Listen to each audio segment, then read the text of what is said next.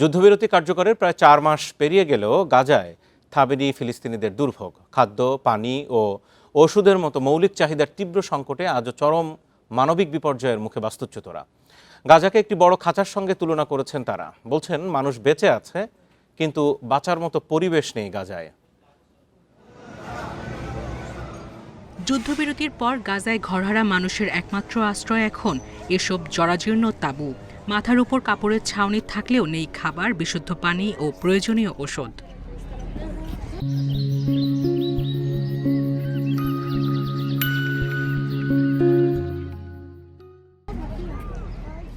প্রতিটি দিন যেন অনিশ্চয়তার সঙ্গে লড়াই করার আরেকটি অধ্যায়।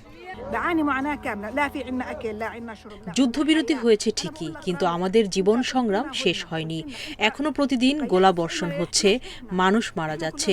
আমাদের কাছে নেই খাবার ও বিশুদ্ধ পানি। আমরা শুধু নিরাপদ ও শান্তিপূর্ণ একটি জীবন চাই। 50 বছর বয়সী রামিন নিজেও অসুস্থ।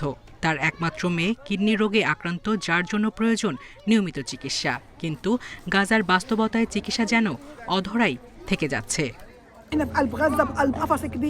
গাজা যেন একটি বিশাল খাঁচা। আমাদের সেখানে বন্দি করে রাখা হয়েছে।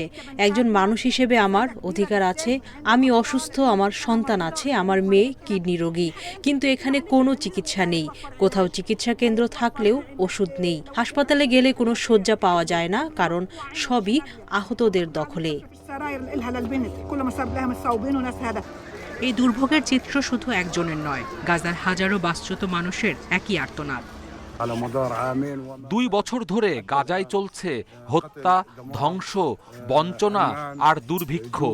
এমন দুর্দশা পৃথিবীর কোনো মানুষ সহ্য করতে পারবে না। গাজায় মানবিক সংকট এখনো অব্যাহত। প্রতিদিনই সাধারণ মানুষ লড়াই করছে শুধু বেঁচে থাকার জন্য। এদিকে বিশ্লেষকরা বলছেন, যুদ্ধবিরতির দ্বিতীয় ধাপে অগ্রসর হলে হামাসের নিরস্ত্রীকরণ ও আন্তর্জাতিক শান্তিরক্ষী বাহিনী মোতায়েনের মতো অত্যন্ত সংবেদনশীল ও জটিল বিষয়গুলো সামনে আসবে। সায়রা খান, ইন্ডিপেন্ডেন্ট নিউজ।